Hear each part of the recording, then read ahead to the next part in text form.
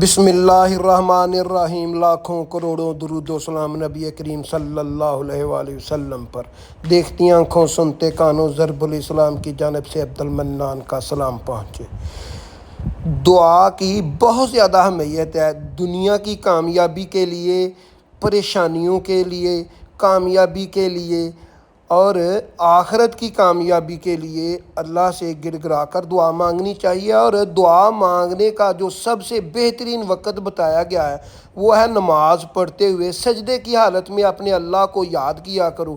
اس لیے نبی صلی اللہ علیہ وسلم نے ارشاد فرمایا، سجدے کی حالت میں اللہ انسان کے بہت زیادہ قریب ہوتا ہے، اور دعا واحد ہتھیار ہے مسلمان کا جس سے مقدر کا لکھا ہوا بھی تبدیل ہو جاتا ہے۔